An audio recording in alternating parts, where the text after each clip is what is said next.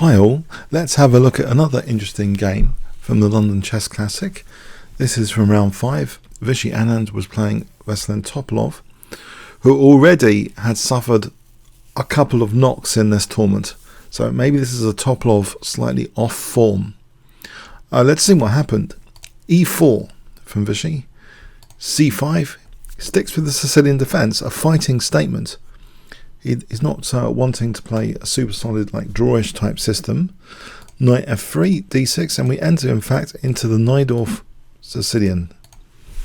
And Vishy Anand plays h3, which was even used by Fischer on quite a few occasions, but recently Vishy Anand and Caruana have been giving it a punt. It's a very interesting idea. h3, often to fianchetto the bishop or play g5. d5 control is a central point of interest. We have e5, which does compromise the d5 square. Knight d e2. And with g4 as a kind of positional threat for bishop g2, we have this move, which is the main move actually here in live book, over 300 games, h5, which it does slightly weaken g5, while it pins the knight. Bishop e6. And here, without even volunteering, and there's no problem for the bishop, it seems to just stay there. But the main move in this position is immediately bishop takes f6 here. The reason is the queen is going to have to capture, unless black wants these horrendous looking double pawns. And with the queen capturing, white's gaining a tempo, which also threatens knight c7 check, so the queen has to return back. So we see queen d3 now. This is quite unusual now, queen d3. In this position, usually knight ec3 is played. Slightly offbeat queen d3. It has been seen before. The highest level example seems to be Sarek, Grandmaster Sarek, who was 2638 against Wojciech 2717 in the Istanbul tournament of 2012, which ended up in a draw actually in 31 moves. And in that game, black fianchettoed this bishop. And here we see a fianchetto after castles. Not immediately though now, following up, but knight d7. We see king b1, rook c8. Knight ec3. And here we see rook c5, bishop e2. b5, and it looks like a nice idea to try and undermine white's control of these two key squares if b4 can be played at some point. a3 kind of prevents that, but subtly weakens c4, and black now directs his knight as though it might go to c4, as well as putting pressure on d5 of course. Now here we see the move g4, which threatens to damage black's pawn structure a bit by taking here, isolating the h pawn and opening up the g file. Black took here, and instead of recapturing here, white actually took on b6. Queen takes, and now h takes g. So the rooks are staring at each other here. Rook takes, and white threatened potentially rook h8 here, pinning the bishop, which could be useful. Bishop g7 covers that, h8. And then we see queen e3 kind of pinning the rook a bit. Not too dangerous at the moment though. Queen b7, putting influence on that critical e4 square. We see rook d1 clamping down on the d file, threatening rook takes d6, but keeping the pressure on d5 as well. Queen c7. And now we see a move g5, which looks to be designed to discourage any f5, because the en passant would fracture black's pawn structure, leaving an isolated g-pawn. Queen c6. And the pawn is supported, which looks like a waiting move, but in fact, with rook g1, not just protecting the pawn, bishop g4 is strategically in white's interest to exchange off the key defender of the d5 square. Queen d7, queen g3, still with the idea of bishop g4. So if queen d7 delayed it, queen g3 is again prompting bishop g4. Rook c8, bishop g4, and it's difficult actually for black to avoid the exchange of bishops here. Knight d5 is going to come anyway with this pin, and then there'll be horrible things like knight b6. So black actually snaps this off, and gets condemned really. This is a condemned position. Even exchanges off queens here. The queen is on a skewer line anyway, so this doesn't actually look that pleasant at all, this position. Possibly black can avoid the exchange of queens, but yeah, with the queens on, it's even more dangerous for the black king. So the queens came off. Rook takes g4, and this looks bad in principle, this position. That gaping hole on d5 is what I used to kind of consider a classic strategic crush in inverted commas. But if you've got a fantastically centralized knight perched there, which can't be dislodged without an exchange sacrifice, because the bishop can't touch the d5 square or any other light squares, it looks to be approaching a position where black's going to have limited counterplay, and white's going to be able to play on both sides of the board potentially. We have bishop f8, knight d5. The knight is just so comfortable here. Bishop e7 keeps an eye on g5. c3. The king can come to the queen side like this, and then maybe a4 at some point, or c4 if given the chance. Rook c6. The king does come in at leisure. What is the black king doing? One advantage of this knight versus bishop is actually king mobility is a subtle advantage. This king is kind of having to protect the bishop here against this mighty knight on d5. It does go to d7, but after king b3, yeah, the king's kind of stuck down. Bishop d8, at least relieving the king of responsibility of holding the bishop.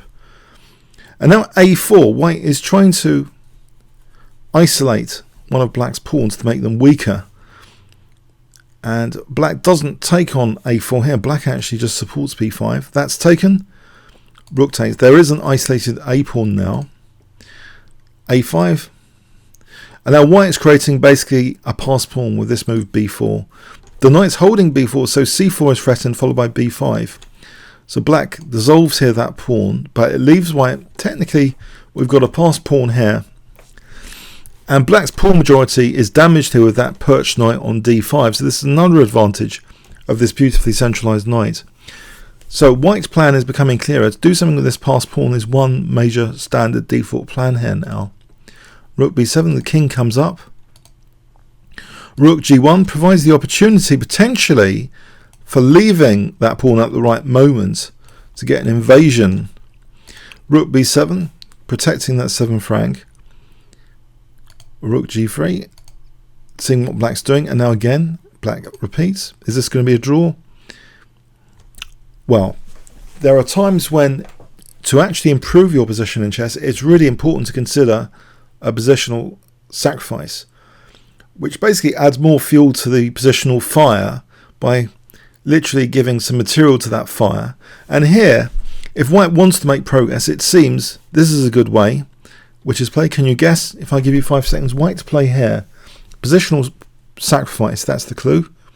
So you might want to pause the video. What would you play here as white to further the position?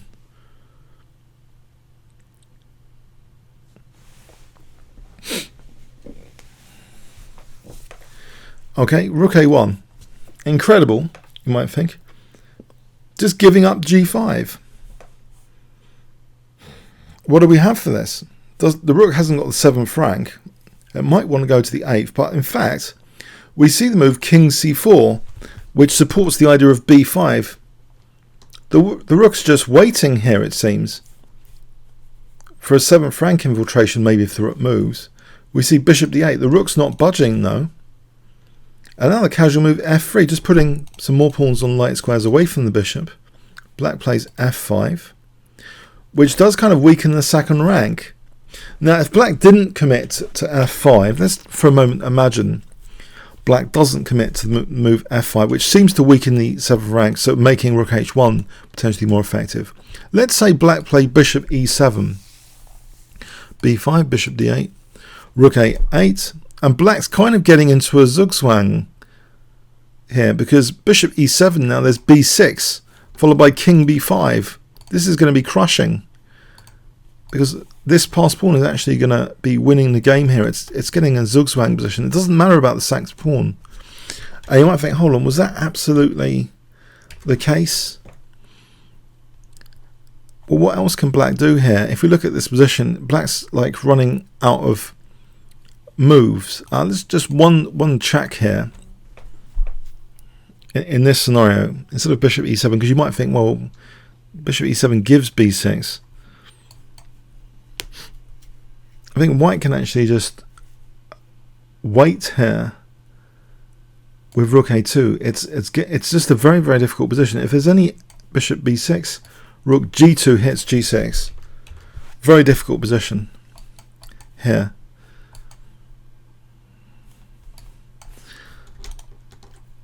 It's a torture position basically, which approaches Zugzwang. But yeah, that's just in this variation to show that f5 has a point to it. Yeah, it was difficult for black to wait anyway. But f5 is played. We see rook h1. Black takes on e4 and now plays g5. Is this going to be a counterweight in some way to white's position? White's position looks very dominant. b5, rook b8, rook coming to the 7th, king e6. And note here, if the bishop wasn't protecting e7, this would actually be checkmate, which can be the basis of future stalemate tricks. That's something to bear in mind here. King b4, we see g4, rook g7, g3. That's taken. Rook b7, check, check. Now here we see the move rook g8. Black is really just tied down with limited counterplay. White seems to be threatening b6 now using the pin. So we have an unpinning of the bishop. King c4. This is just torture to play for black. It seems like torture. White's just able to do waiting moves. Now bishop a5 check looks surprising. It's trying to set up a stalemate trick. It turns out here the stalemate trick, because black hasn't got any moves, if you imagine what if this is taken, it looks as though isn't this going to be stalemate. If in this position, if king takes, yes, it's kind of draw, stalemate. But it turns out here actually we have this position where instead of king takes b5, here continues, for example, and there's knight takes b4, which releases the stalemate. Let's have a look at some other lines as well. If instead of rook a8 check, rook a4 check, check here, there's knight b4. So it seems it isn't quite a stalemate mechanism. It doesn't actually quite work. So it does seem as though it was possible to take that that piece after bishop a5 check. The engine's indicating this is perfectly fine to take. Actually, it's funny. I mean, yeah, it's like the top, one of the top engine moves is to take, but actually the strongest move is to ignore it. It seems with king a4 to improve the position. This is like +5. Taking is like nearly like +2. So yeah, this line with rook takes b5 here. So there's no rook b4 because we can just take that with the knight. Here, if rook a5 check, this is the other possibility. Here, check. Here, and now if here, then we take with the knight. And if rook a4 check, then we play knight b4. And again, white's going to be better. But strongest apparently after this bishop a5 check apparently is king a4, which it runs like this: rook a7, b6, with the king getting that b5 square. So that's how it runs, actually avoiding taking the bishop. In the game we have king c4, and it continues bishop d8. Now here, again, a quite waiting move seems quite good, like rook h7, but rook g8 was played, and it seems black might have been able to play king d7 to further resistance a bit more. Maybe this was like a slight slip up, this check. Rook b8, rook h8, keeping the pin on the bishop, so this pawn can't be taken. Check. Okay, is white actually making progress here? Hold on, aren't we going around a roundabout? I've seen this before. King c4, check. Here. Okay, what is going on?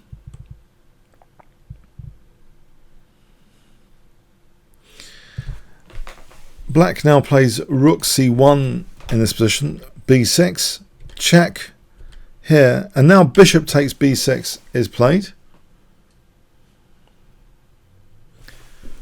Knight takes, check, check, check, rook b1. Is this difficult to win? Okay, a winning method needs to be found here.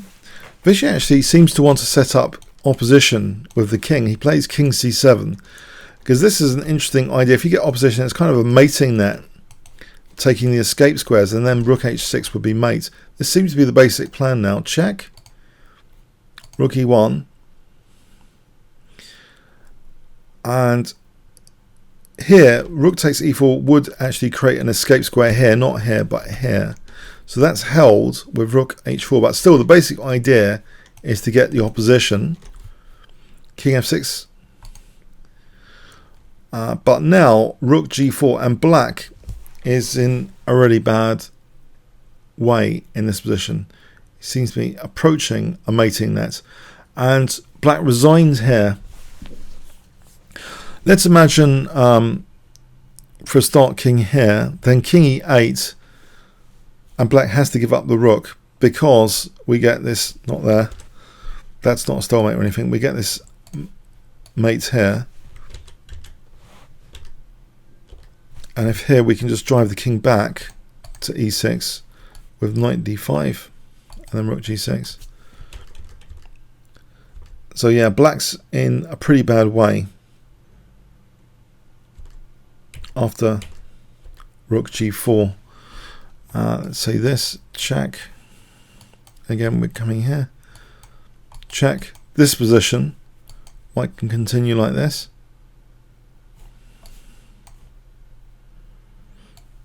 And if needed, give up the e pawn. There's another scenario here with the opposition like this, getting really dangerous for any mate now, like this. And here actually there's a way of getting a massive advantage with knight e3, so that threatens knight f5. So say check, knight f5, then the threat is rook g5 mating, so black would have to give up the rook or something drastic here, this position. Black has to, if rook here, then it's just like a mate here. So it's going to be mate. So by getting the opposition, basically, it becomes a hopeless position for black. So black resigned around here. It's move 74, rook g4. Yeah, it wasn't a typical Topalov game. He seemed to go into a dead position, and it just needed something to improve white's position, the positional pawn sacrifice, which added to the torture, basically, where black is going to collapse at some point, and this passed pawn is going to be decisive. Black sacrificed a piece, or tried to get a stalemate first, which was avoided, and then later it looked as though we were going round and roundabout, but yeah, white eventually made progress. Black sacrificed the piece anyway, and white was weaving and mating that through king opposition. So yeah, it's a bad tournament for Veselin Topalov. He's provided a large percentage of the decisive games, to be honest.